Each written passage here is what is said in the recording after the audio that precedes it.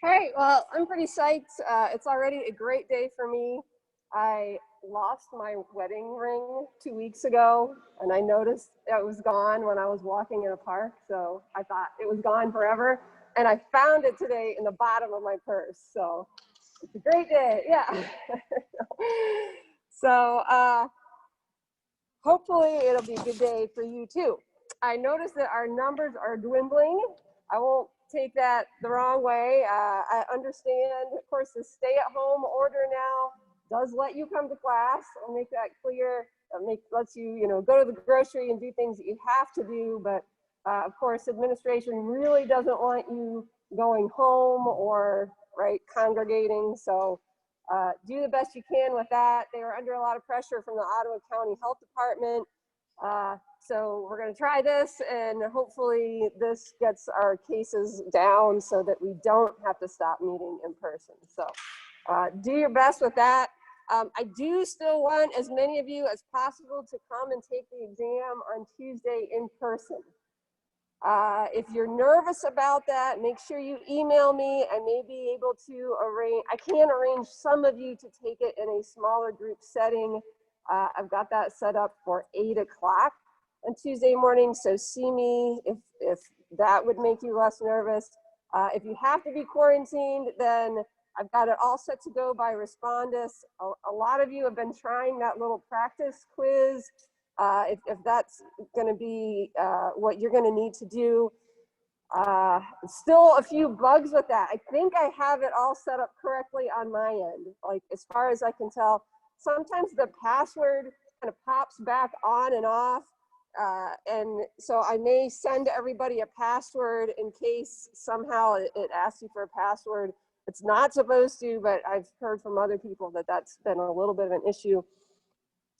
So make sure you try it out if that's what you're planning on doing. And again, hopefully it's only because you're quarantined that you're planning on doing that. Okay, but it will be the same exam. And a couple of you have expressed concern that because you can't come to class, you won't be prepared. I'm posting, everything we do in class, other than, maybe the first couple of minutes that haven't said anything important, or I'm having technical difficulties, something like that. So you're getting all the content, even if you're just watching the videos at home. Okay, so I think what I'm going to do, and we'll see how this goes, when you come in on Tuesday, I'm going to try to get here early, and I'm going to hand you the test when you come in. So I'll let people come in at about 5 till, I'll hand you the test, and then you can start taking it. So I know that's going to make a little bit of a backup outside the door, but I can't really walk around and hand it to all of you very easily. So we'll try that. You shouldn't be rushed for time. I can give you an extra 5 minutes at the end if whatever you think you got your test late or something like that. So just try to be prepared for that. I'm not sure why they're making us all scan our IDs when we leave. I'm, again, just trying not to bunch together as much as possible. Remember that your homework is due at the time of the exam. And right now, I don't have that set up to accept any late work. So get that done before you start the exam. If you're taking the exam by Respondus, that's going to start at 10 o'clock. So you got to take it at the same time as everybody else. All right. Any other questions about what's coming up other than what's going to be covered? So I'm going to make that clear today. I hoped to kind of finish things up on Tuesday that would be covered by the exam, but had to spill over a little bit today. So we're going to finish up chapter 6, and that will be the end of the material that's covered on exam 1. Okay, I did want to back up just a little bit. Again, jump in if you have questions anytime, and I'll try to address that. Typically when somebody asks me about a slide and says, well, do we have to know this for the exam? Typically my response is, if we did it in class, then it's fair game. But I do want to go back to this slide where I talked about toxic forms of oxygen. That was a jam-packed slide. I don't expect you to be able to write out those equations for the enzymes. So takeaway from this is that toxic forms of oxygen exist, and you don't need to know these chemical symbols for them as well. You should understand why those are bad for a cell. So they're oxidizing agents, they're stealing electrons from all other molecules, causing damage within a cell. And we talked about what a cell can do about it. And it was especially these two forms that are formed as a result of aerobic respiration. We're going to bring that in next week when we talk about, when that happens. But the cell has to be able to produce enzymes that will detoxify those. So we talked about superoxide dismutase, catalase, peroxidase. Okay, those are examples of enzymes to counteract the toxic forms of oxygen. Okay, so here's an example of a question that I have asked on an exam in the past that I like because it kind of ropes in kind of hopefully a little bit of detail, a little bit of big picture stuff as well. Okay. So an organism with which of the following oxygen requirements makes no use of oxygen in the air, but can withstand it due to their production of superoxide dismutase? Okay, so that's one of those enzymes that detoxifies the toxic forms of oxygen. So with the information that I've given there and understanding what these terms are, we talked about those on the slide before, the correct answer should be here, an aerotolerant anaerobe. Okay, so it doesn't use oxygen, so it's not an obligate aerobe, and it says, but it doesn't use it at all. So that's not facultative, and because it has this enzyme, then it's not going to be a strict anaerobe either. So, okay. All right, so last time we had finished up talking about the eukaryotes. So we talked a little bit about malaria and spent most of our time on fungi, lots of fungal structures, new terms there. You're going to want to go over and recognize those because I know probably some of them, again, are brand new to you, haven't seen before. We ended with talking about asexual and sexual reproduction in fungi. So again, know those terms. And then we started our chapter, we kind of revisited chapter 6 on growth. So it may make more sense, the way the book has it, of talking about metabolism first and how a cell gets energy. And then once it has energy, it grows. So then talk about chapter 6, and then chapter 7 is bacterial genetics. Well, how does it reproduce its genetic material? So in some ways that makes sense. So we're going a little bit out of order here, but we were talking about things that affect the growth rate of organisms. So does it have nutrients? What kind of nutrients does it need? What's the temperature requirements? pH, oxygen requirements. So to kind of finish up thinking about those physical requirements, what about the physical effects of water? So when we're talking about osmotic pressure, and we did review osmosis a little bit, and we were talking about bacterial membranes, the sort of dumbed down definition of this is how badly water wants to leave the cell. Okay, question? So it should say, this is still in chapter 6. Okay, did everybody else have that? Okay, all right. We're still in chapter 6, and I did post chapter 5, which we'll get into as well. Okay, so kind of right in the middle there. Okay, so osmotic pressure, how badly water wants to leave the cell. Another way to define that is the tendency of a solution to take in pure solvent. Okay, that's a little bit harder to kind of wrap your mind around. Basically, how badly water wants to leave the cell. So basically, if you have a hypertonic medium,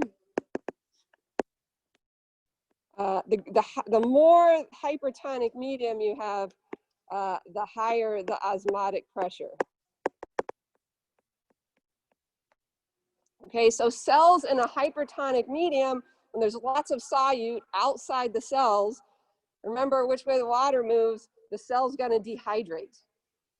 Okay, and that's, again, a bad situation for most cells. And for really millennia, we have been trying to reduce microbial growth on our food supply by adding solutes like salt and sugar.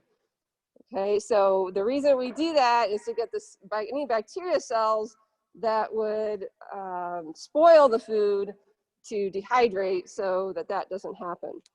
Okay, however, oh, and I want to mention, this is not the same thing as air pressure.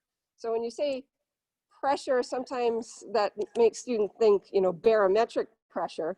There are organisms that need increased barometric pressure. They live at the bottom of the oceans. Very difficult to get those to grow in the lab and to repeat those kinds of conditions. But that's barometric pressure. So this, again, is water pressure, concentration of solute. There are some organisms that need that extremely hypertonic solution in order to live. And I kind of put these maybe in a weird order here, but an osmophile, okay, this is an organism that grows best in high osmotic pressure.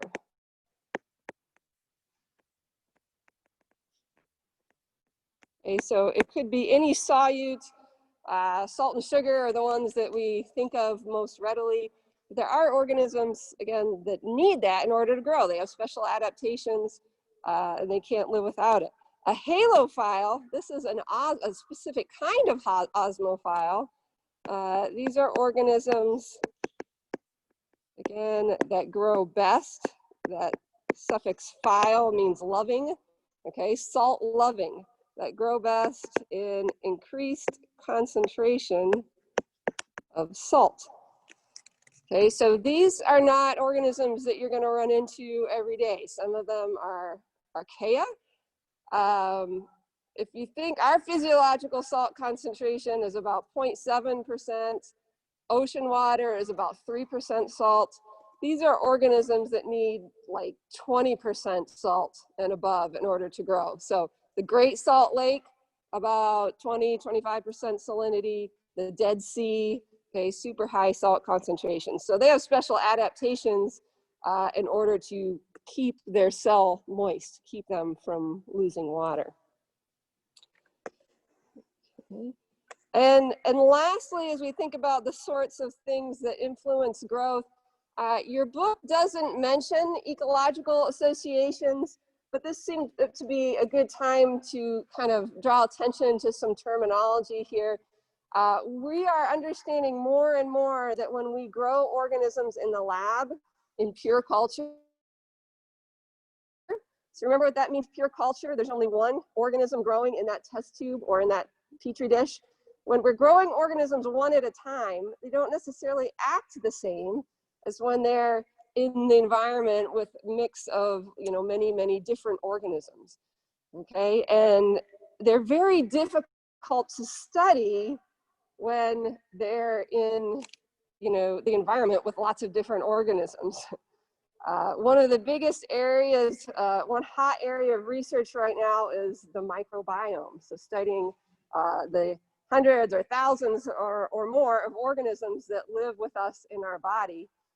If we could understand what bacteria are in our gut, for example, that what's the best balance to keep us healthy. We know that if there's too many of one organism or too few of another, then that can mess with our digestive system. It can make us obese, all sorts of things. So, but again, it's very complicated to try to study them when they're in with all the other organisms.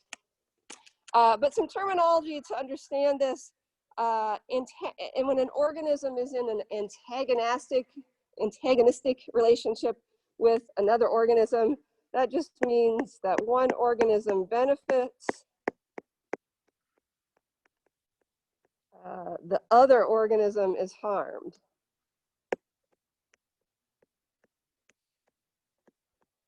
so here's an example, my little picture up here.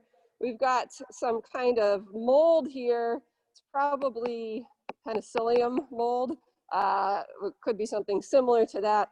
And you can see that's growing on this plate, and the bacteria here are inhibited. You've got this little zone around the mold. It's secreting something that's keeping the bacteria from growing. Okay, so the mold benefits whatever that organism is doesn't. It's probably secreting some kind of antibiotic. Okay, so we could define antagonistic relationships as parasitism. Okay, one organism benefits, one organism's harmed. And incidentally, when a protozoa or a fungi or a larger multicellular animal harms another animal, we call that a parasite. If a virus or a bacteria harms us, we call it a pathogen. Okay, so it really means the same thing, but for some reason we use that term pathogen for bacteria and viruses and parasites for larger organisms. A synergistic relationship, that's when the members could live separately,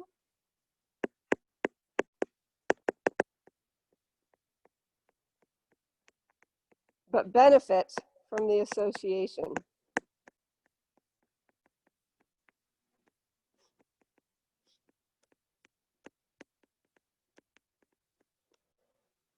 So it's sort of difficult to think of an example of that in the bacterial world. I would say when bacteria form biofilms, that often can benefit them. So a biofilm is just when you have a huge mat, many bacteria living all in the same place. They're very difficult to kill when they're in biofilms. So they're acting a little bit differently when they're off by themselves than if they're a bunch of them together.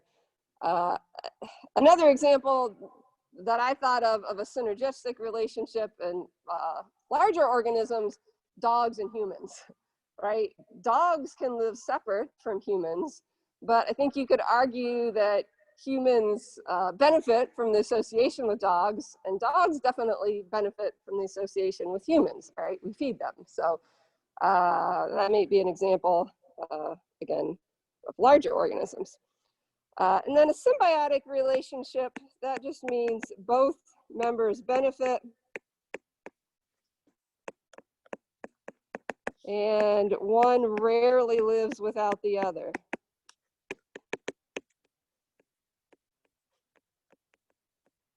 And we can think of lots of examples of this. This picture here is of a bacterium called Rhizobium bacteria that usually lives in association with the roots of pea plants. That's what these nodules are. The bacterium produces or fixes nitrogen in a usable form for the pea plant, and then the pea plant provides the nutrients, the source of energy for the bacteria. Bacteria that live in the guts of termites. It's not really termites that eat wood, it's the bacteria in their gut that are able to digest the wood. So lots of examples there. You know, the rumen of cow stomachs, bacteria digesting food for the cow. Okay. All right, so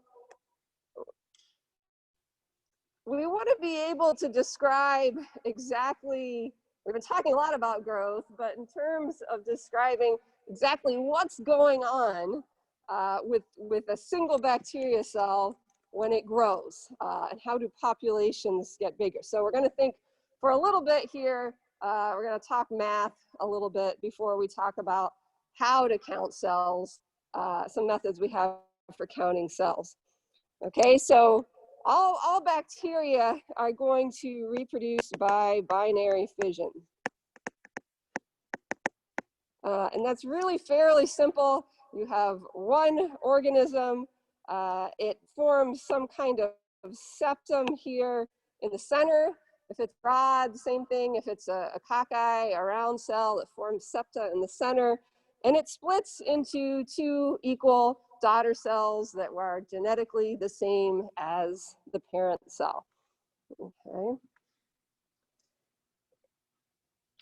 And another term, generation time, this is the time it takes for one cell to become two.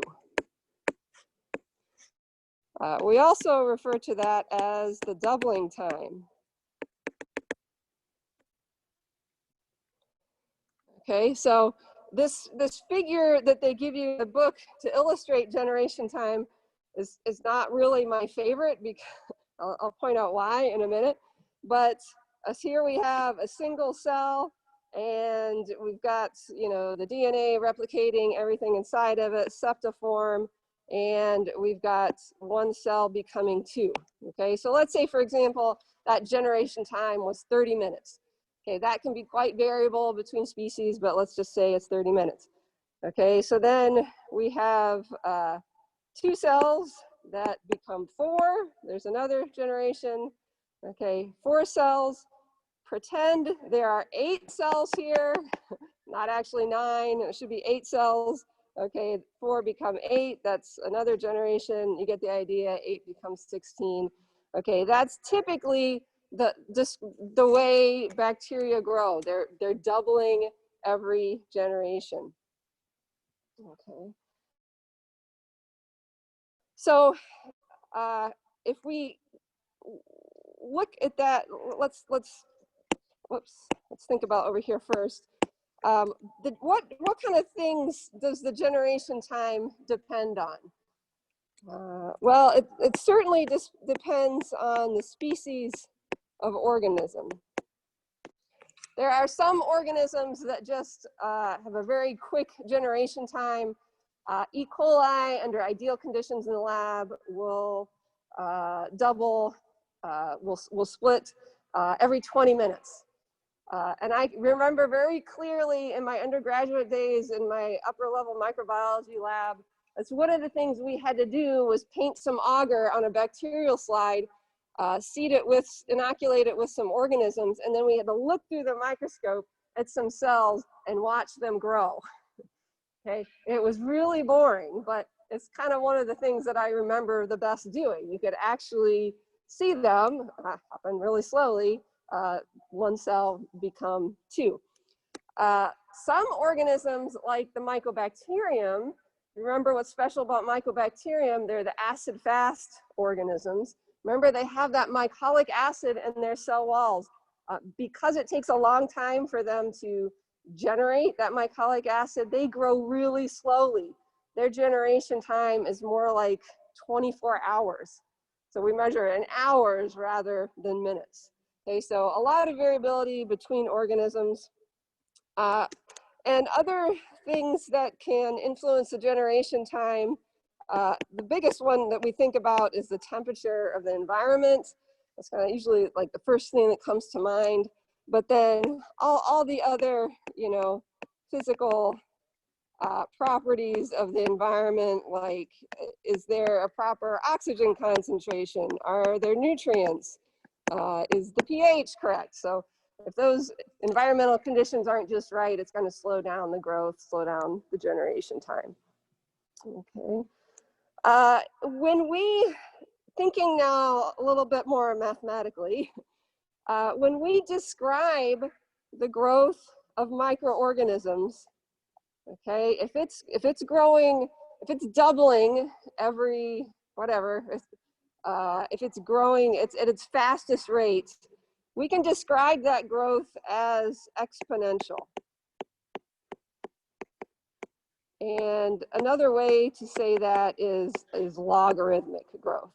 Okay, so if you've got, again, you start with, say, one organism, certain time it becomes 2, 2 become 4, 4 become 8, and you graph that out, you're going to get a parabola that rises in number of cells here really, really quickly.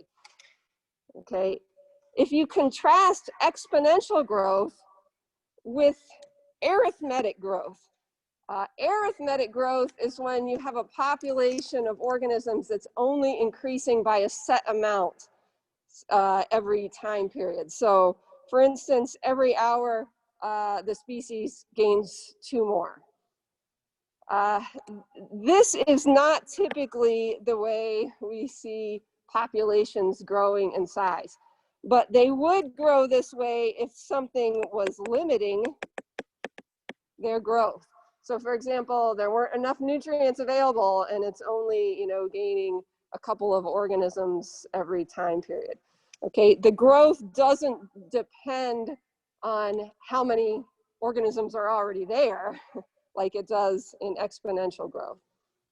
So maybe like the wolves on Isle Royale, okay, they are definitely not growing exponentially in population. There are things that are limiting their reproduction, whether it's disease or availability of food or you know, whatever it is. So in the lab under perfect conditions, okay, our cells are going to grow logarithmically or exponentially. And you can graph that out a couple of different ways. Okay, so this graph is just like the one on the slide before there, but we're going to talk about how to count the number of cells shortly. But if you count, say, you know, 8 at one time period, 64, you're very quickly getting to a place where it's very difficult to graph this out because your numbers are getting so big. So typically, we would graph bacterial growth on some semi-log paper.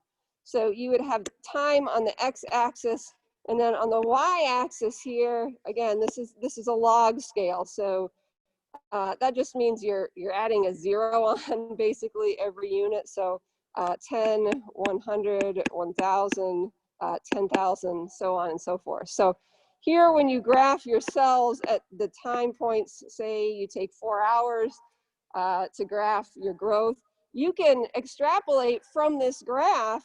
If you want to know how many cells you're going to have at 10 hours, or how many am I going to have at 6 hours, you could draw a straight line up and kind of estimate how many cells you would have at a later time period. Where if you tried to do this over here, okay, it's not going to be anywhere near as accurate. So, okay, so we could graph, you know, make a standard curve like this here to figure out bacterial numbers. We can also do that mathematically. So I want to talk about a couple of different ways to do this. If I ask you a question like this on the exam, you would not, it would be one that you would be able to do without a calculator. Okay, so I'm not going to allow calculators. Again, if I gave you some numbers, they would be ones that you can, you know, do fairly easily. All right, but I want to show you 2 ways to think about this. One way with an equation, and one way, again, with some simple numbers to just sort of think through it. All right, so let's see. If I give you a question like, let's see. Okay, so say you start a culture with 100 cells. Okay, how many would you have after 2 generations? Okay, so this is, again, a fairly, start simple here. If you use this equation that they give you in the book, so the final number of cells equals the initial number of cells times the number of generations. So n equals, again, the number of generations.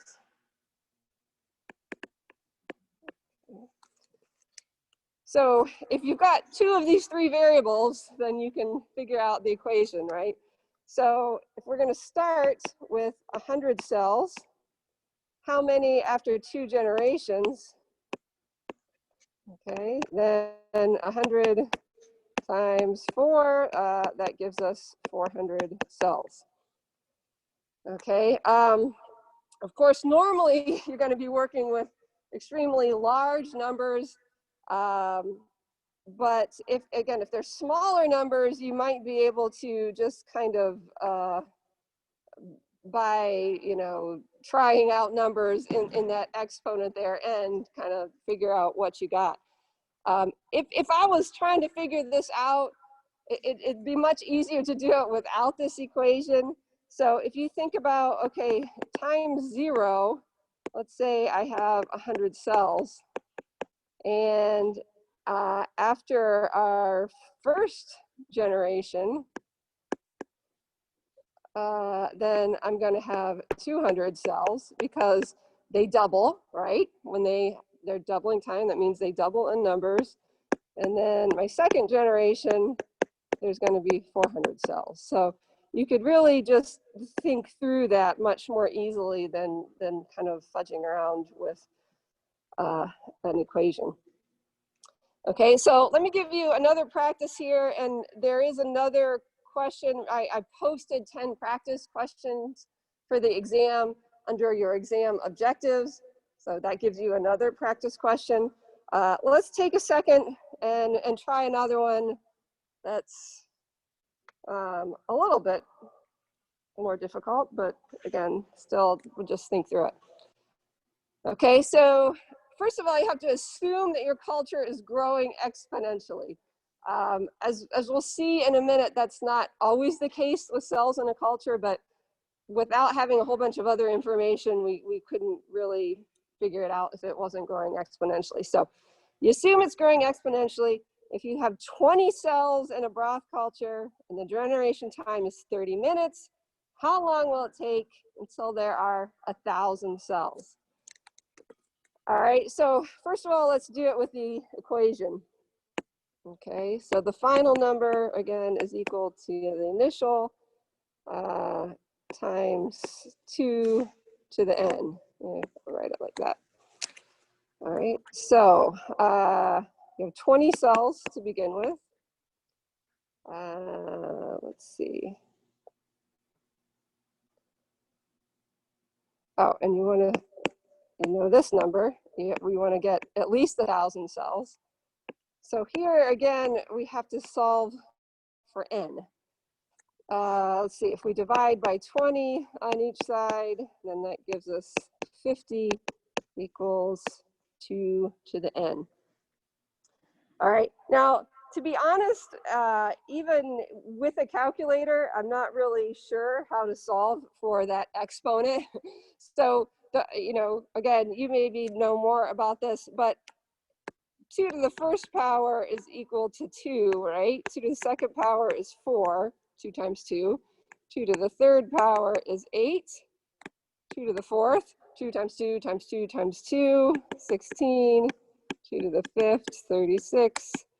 2 to the sixth power then, 32 times 2 is 64. So when we go 6 generations, okay, n equals 6, then that's when we have more than 50 cells. Okay, so then if the generation time is 30 minutes, so then that's 6, 1, 2, 3, 4, 5, 6. 6 times 30, that's going to be 3 hours. Okay, so again, that's 30 plus 30 plus 30 plus 30 plus 30 plus 30, 3 hours. Okay, again, I think it's simpler to just write it out this way. So your time 0 here, you have 20 cells. Okay, the biggest mistake students make is to call that their first generation. Okay, that's your 0, that's what you're starting with. And then after 1 generation, of course, you have 40. 2, you have 80, 3 is 160, 4 generations, 1,000, whoops. Did I not do that right? 20, 80, whoops, yeah, that's not right. 320. Okay, 5 generations, 640. We're looking for more than 1,000, so 6 generations.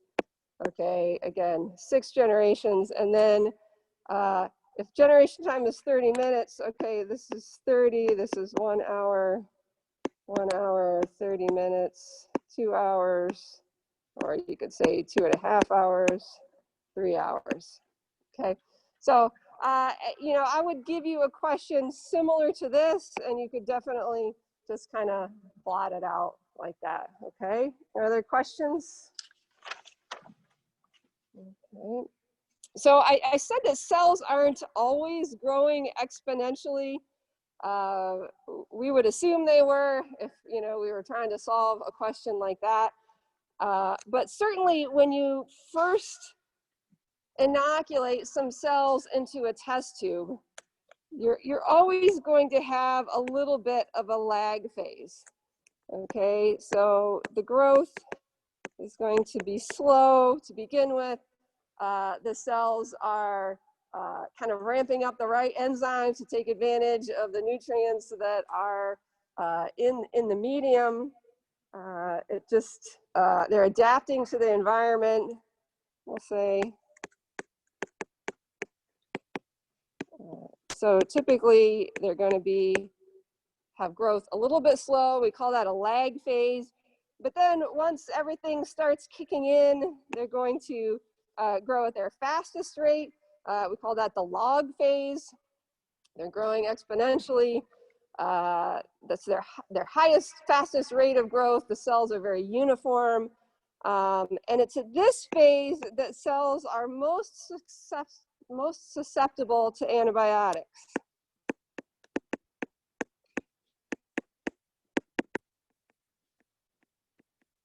A lot of antibiotics only function on actively growing cells. Okay, so we'll talk more about that later, but that's sort of interesting to know. Eventually, the number of dead is going to be equal to the number of alive. Okay, so the growth rate is way slowing down. The new cells are equal to the dying cells. The nutrients are being deprived. Maybe there's waste products that are building up that are inhibiting growth. And then eventually, again, the number of dying cells is going to be more than the number of cells that are being produced. It takes a long time, even in a closed culture, for every single cell to die. But okay, that's the decline phase, or sometimes called the death phase. Okay. How do we know if we have a culture in the lab which phase it's in? Well, we have to be able to sample the bacterial numbers at any one time. So we're going to finish up here chapter 6, thinking about different ways to measure bacterial growth. Okay. So first of all, I want to talk about methods that require incubation. So that's the viable plate count and membrane filtration. So I'm going to come back to this slide to kind of weigh the pros and cons of those, but let's talk about what they are. And I got to take a little break here and blow my nose.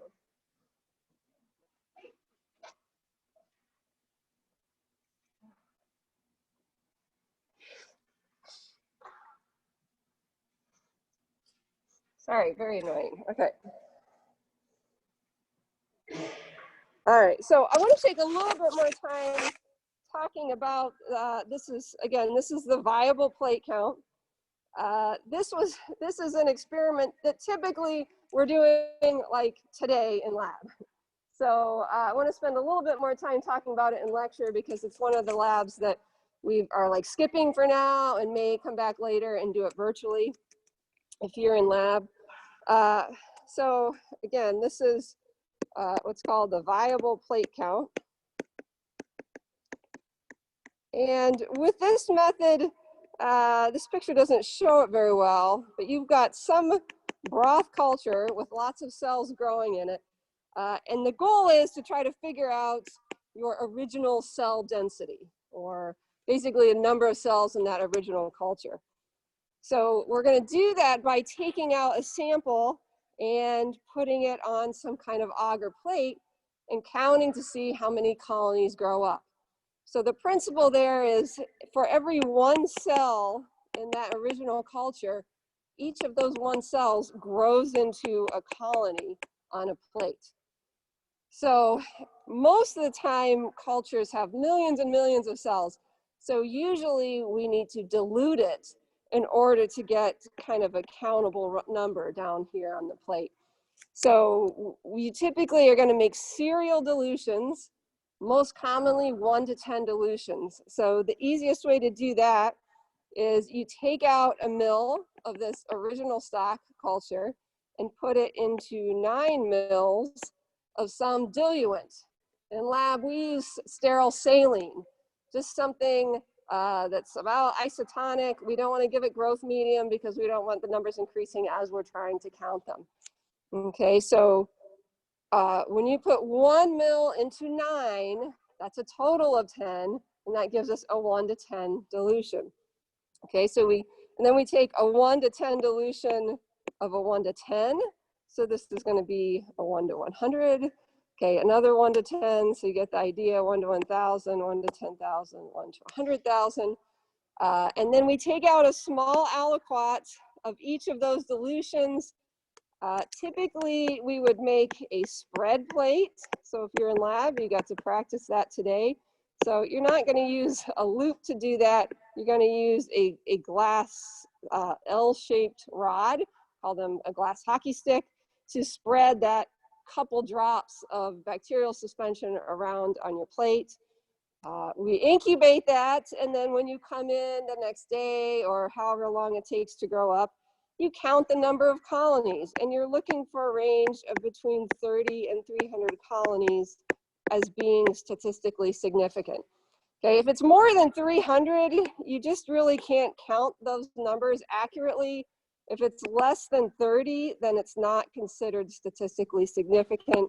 So if you get a plate that's within that range of 30 to 300, you can use that number and then mathematically extrapolate back to how many was in your original sample, taking into account how much it's been diluted.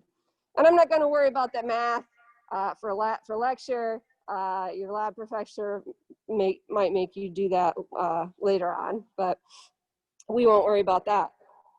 A similar method of counting, or a related method that also requires incubation, is membrane filtration. Okay, so we use the viable plate count if we had a culture that was way too concentrated and we had to dilute it out. This is the opposite. You're going to use this if you have a culture, or we'll say a sample, that needs concentrating to get a statistically significant counts. Okay, so typically when you take a sample from nature, it's always going to have like way more bacteria than what you could count. The exception is if you were maybe to test drinking water. Okay, if you took a water sample from the Grand River, you would not need to concentrate it. I've done that before. I actually had to dilute it out to get a countable number. But our drinking water that's been treated, it's not sterile, but it does have very low numbers of microbes. So you have to run that through. You put a membrane filter right here with a particular size of pore on it that you need. And then you pour your water in, maybe 500 mils or whatever. You keep track of how much you pour in there. And then you use a vacuum here to suck it through that pore. You put that membrane onto an agar plate. It's a very thin membrane, but that has caught any bacteria that was in your sample. You put that on an agar plate and you incubate it, and then you count the number of colonies. And if you knew how much water you put in there, you could figure out how many cells per mil was in that original sample. Okay, this is, again, a technique often used to test drinking water. We have a special medium that makes cells that are common in fecal contamination to grow bright green. So we have, some differential agents in there that will make some colonies look different than others. and that's going to be very helpful for seeing if the water is safe to drink. Okay, so both of those methods, again, they require incubation. So the drawback is that they take longer, okay, because you have at least an overnight incubation. So you don't get your counts, you know, back right away. You have to wait a little time. But the nice thing is that they only count live cells, which those are usually the only ones that you're really interested in. Only a live cell in that original sample will reproduce over and over again into a colony. Okay. Okay. And another nice thing is that the materials are really inexpensive. Okay. For both of them, you just need some really basic lab equipment and a warm place to incubate. You don't need any sophisticated counting equipment. So it's fairly cheap. And, you know, both of them, you got to dilute a little bit or concentrates to get the countable range. Okay, so let's look at some methods that don't require incubation. So again, get your numbers back a little bit more quickly, so that's an advantage. If you use a specialized glass slide called a hemocytometer, or sometimes they're called Petroff-Hauser counters. I think hemocytometer is a little bit easier word to remember. Basically, we call this, with this method, just a direct count. Because you're using this specialized thick glass slide, you actually put a cover slip on it, kind of like this. And then your bacterial suspension, it kind of shows right here. You use a micropipetter probably, and add that right here. There's a little groove there. And add, you know, a drop or whatever, and it will wick underneath your cover slip to be kind of a uniform thickness of cell suspension. And then right here and right here, there's actually a grid etched there. So when you look at that, your cells on the slide underneath the microscope, you see a nice grid there. So that enables you to count a certain number of squares and see how many cells you find. And then you can extrapolate back mathematically to how many cells were in your original sample. So this, you know, is as fast as you can count them and make the calculation. A drawback here is that it's kind of hard to see if the cells are alive or dead. If you have a little larger cell, like a yeast or a red blood cell, they look a little crumpled up when they're dead. It's a little bit easier to tell, but because bacteria cells are smaller, it's not necessarily easy to tell that. And you have to have, again, kind of a countable number there. If you have way too many, it's not considered significant. If you have too few, it's not considered statistically significant. Okay. Another method is going to be using a spectrophotometer. And I kind of assume it might have been a while since you've used one of these, but these instruments, remember, are going to test the absorbance or transmittance of a sample. So remember, if you have cells growing in a bacterial culture, you've got to, the sample will look a little bit cloudy as compared to a sterile tube here on the right. So you can kind of quantitate the cloudiness, or we'll say the turbidity of a sample. Okay, you zero it out using just the media alone with no cells in it, and then you set the absorbance to a certain wavelength that we typically use when we're testing turbidity of samples. And then remember, the absorbance is basically, it's going to be higher for a very cloudy sample or a very dark colored sample, and absorbance would be low if it's not cloudy. Okay, transmittance is the opposite, inversely proportional. Okay, so this is a great method if you want to see if your culture is growing over time. Take a sample when you first inoculate it, come back an hour later, is it cloudier? Come back an hour later, is it cloudier? So it's good to see if your sample actively growing.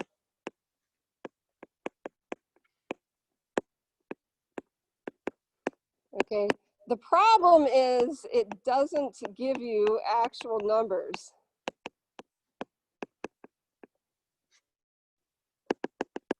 Okay, it gives you an absorbance reading. Well, what does that mean?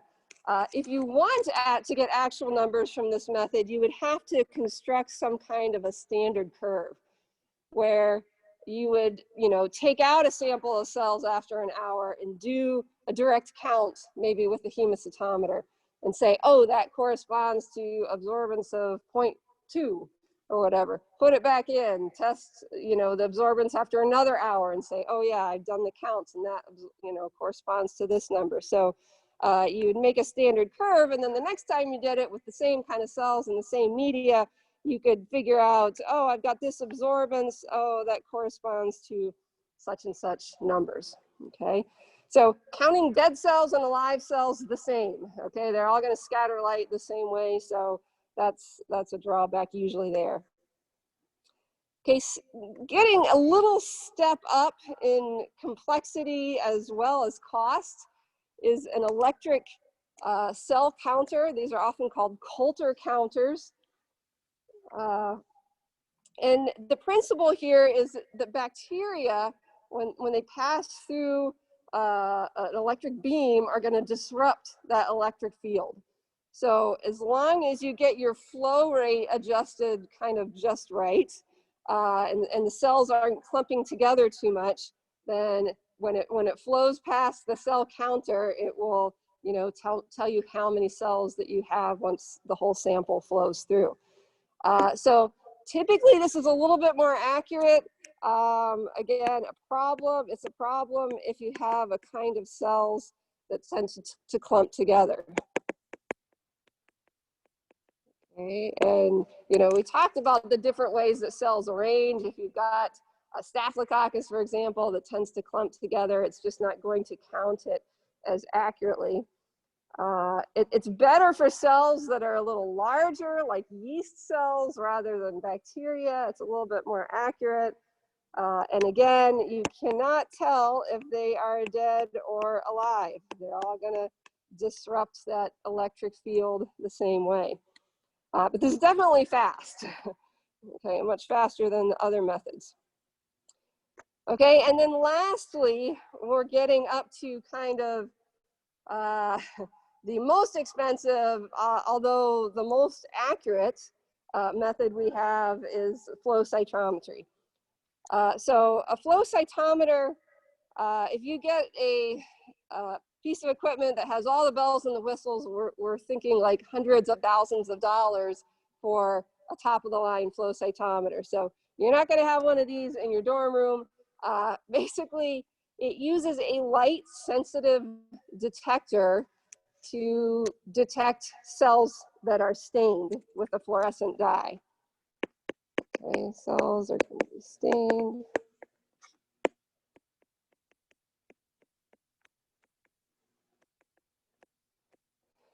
Okay, and the really powerful part about a flow cytometer is that it not only detects those cells, but then it can also keep your certain kinds of cells and separate them. Okay.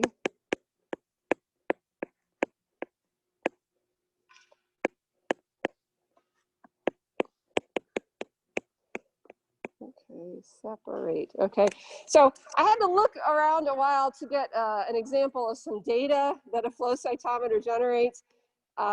It's really complicated to read the data. Where I went to undergrad, they had a full-time PhD that it was his job to help other scientists use the flow cytometer. But your data is going to look something like this. Again, you're staining the different populations of cells with dyes. And this, I think, is some seawater. And you've got, a certain kind of cell that stains red, a third kind of cell that's blue, a second cell that's blue, and a third kind that stains green. And then you can actually, again, get the red cells, whatever that kind of, I think it was some kind of photosynthetic bacteria, I forget. You can put them in its own container and then, you know, only use those cells. So typically this level of accuracy is not absolutely necessary, but for some applications, some research applications, maybe it is. Again, very expensive. I don't believe we have one here on campus. Okay, are there questions here?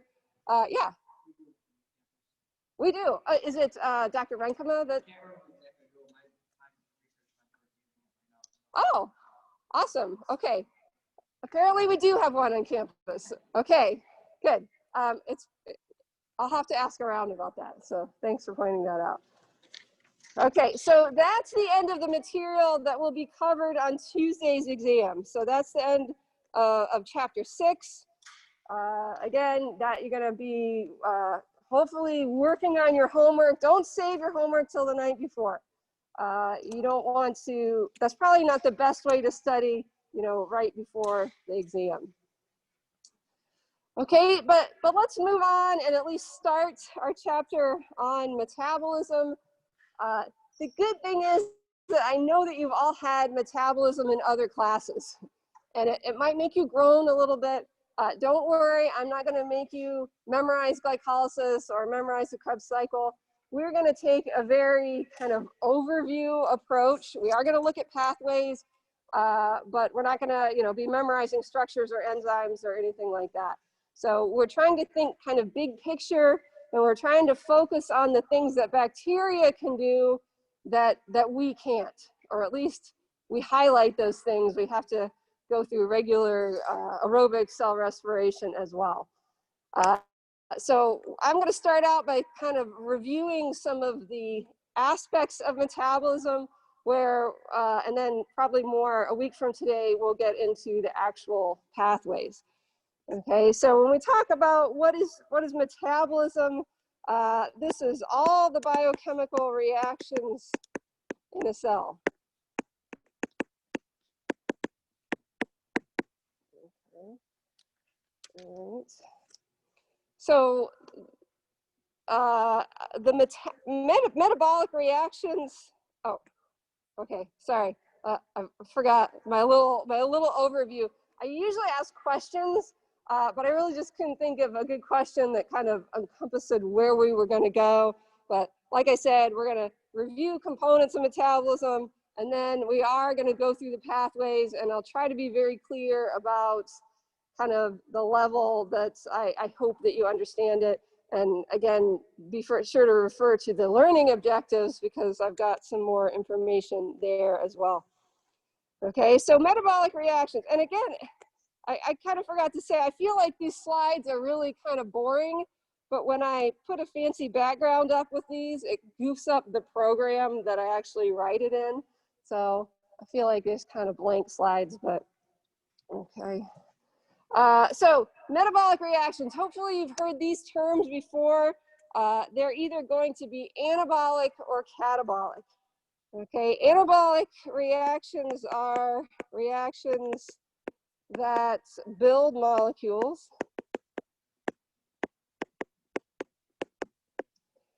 Okay, you could also think of them as biosynthetic. Okay.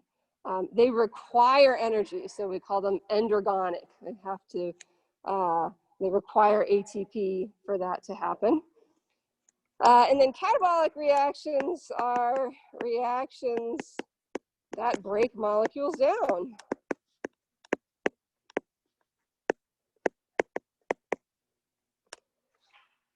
Okay, so they are going to produce energy. They're exergonic, okay? They're making ATP. So a reaction is going to be one or the other. You can think about processes like the Krebs cycle, for example. Parts of it are anabolic and parts of it are catabolic. So you could call the process of the Krebs cycle amphibolic. So remember that term amphi means both, both catabolic and anabolic. Okay.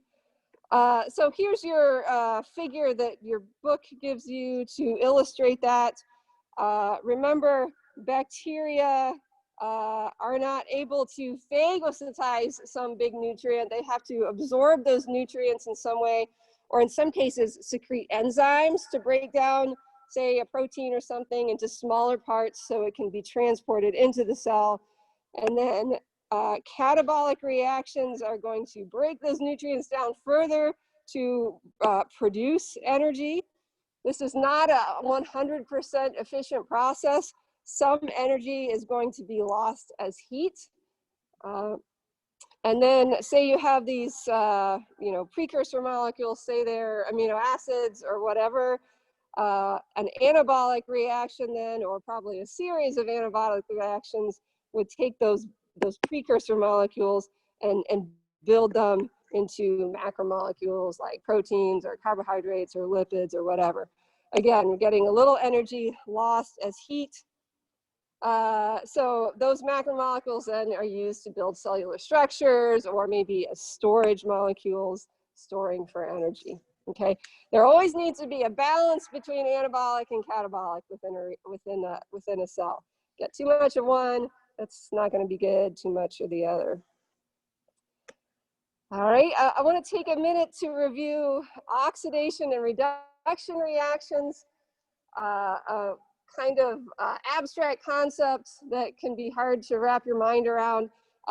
Check out this YouTube video down here. It's a crash course chemistry YouTube video. The guy is really funny. He mentions Donald Trump, and this is like 10 years old.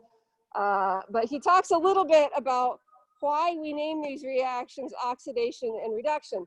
It really doesn't make sense, but now that we understand more about what's really going on, we understand that that's a bad name, but it's one of those things where, you know, we've been doing it for so long that we can't really change it. Because when a molecule is gives up an electron, we say it's oxidized.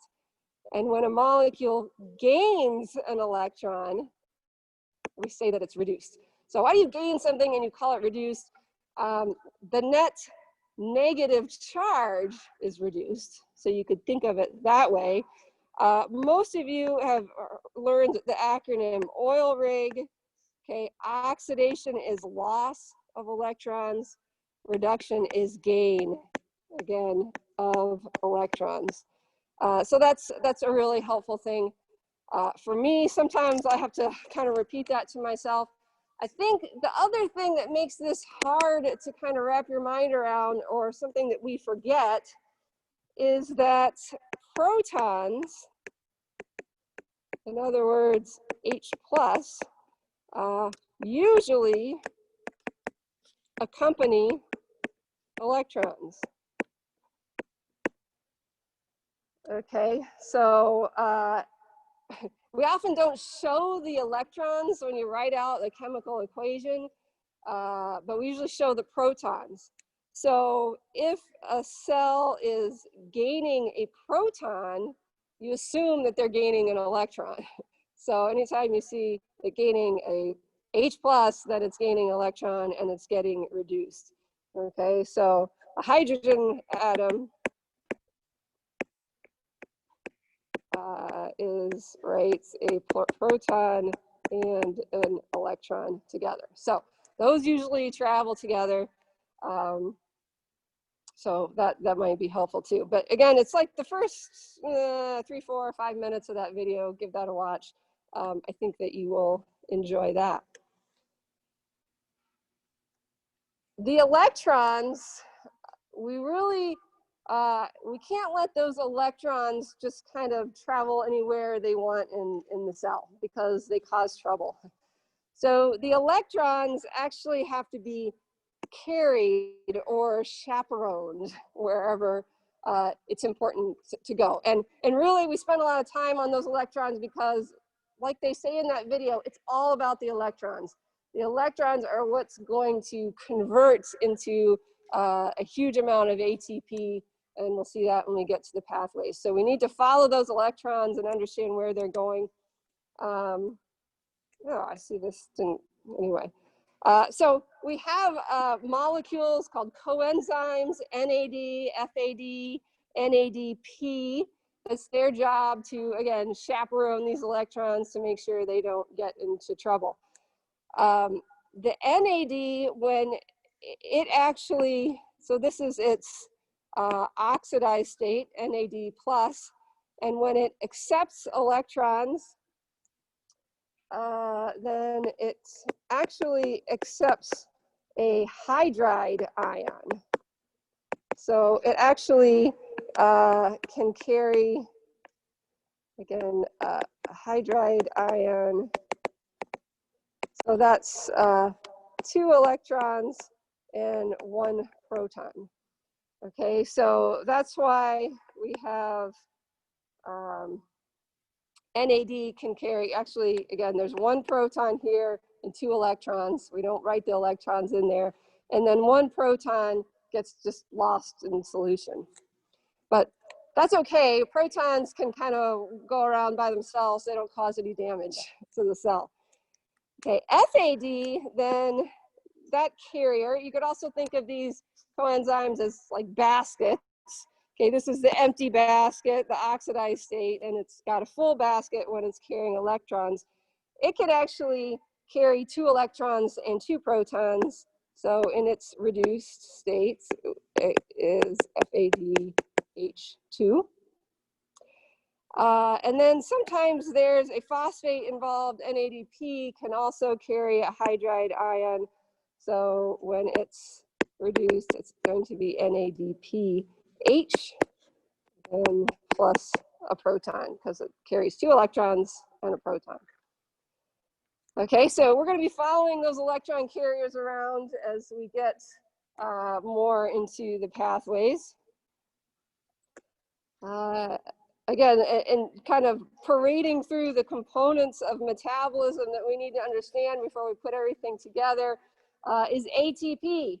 So you know what ATP is. It's the energy currency of the cell. Its structure here is up at the top. We've got a base, ribose sugar, and 3 phosphates. One of my colleagues actually dressed up as ATP once for Halloween, and I would have loved to have seen that costume in his undergraduate days. But it's an enormously important molecule. It recycles between the 2 phosphates, ADP and ATP. So you're just, you know, adding or stripping away a phosphate.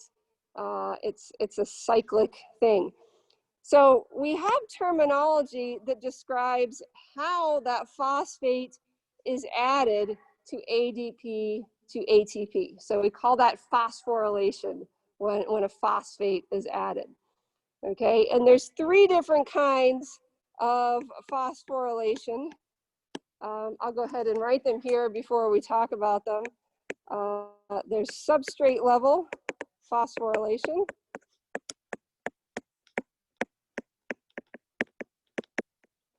Oxidative phosphorylation.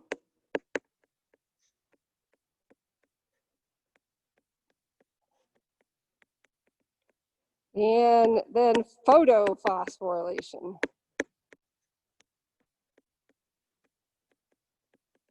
Okay. We are not really going to worry too much about that. We're going to skip over all the photosynthetic stuff in this chapter because the bacteria that are photosynthetic are not the ones that are causing disease. So we're not really going to step into and dip into that.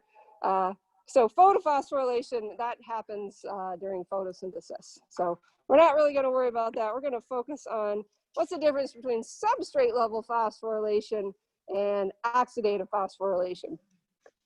Okay, so here's an example. Whoops. Let's glycolysis. There we go. Here's an example of where substrate level phosphorylation happens. Okay, so don't worry about the pathway too much yet. We'll get more into glycolysis definitely, but again, this is when ADP gets phosphorylated to ATP. Okay, and basically this happens when you get the addition of a phosphate, usually from another molecule within, the same pathway. Sometimes that phosphate is in solution and it gets added that way. But one example of when substrate level phosphorylation takes place is during glycolysis, down here and down here. Okay, so basically this only takes place during glycolysis and also during the Krebs cycle. Okay, we're getting a phosphate right here that's added onto the molecule that's already there. Okay, oxidative phosphorylation. This takes place at the electron transport chain. So we're gonna revisit this. Everybody always thinks, oh, it's when there's oxygen. So that's why it's oxidative phosphorylation. It's actually, it's called this because the NADHs are phosphorylated back to NAD. Okay, it drops its electrons and protons off as well at that electron transport chain. So it's because NADH is oxidated to NAD, that's where the name comes from.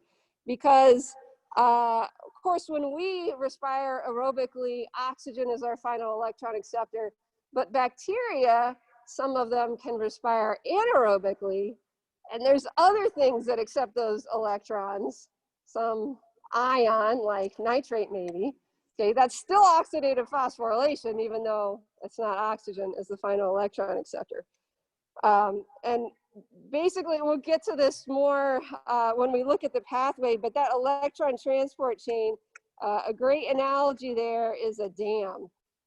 Basically, we get all these protons that build up outside of the cell, and then when they're allowed to diffuse in down their concentration gradient, that's when we get all this ATP buildup. So we'll look more into detail of that later, but I want you to kind of think back to that analogy.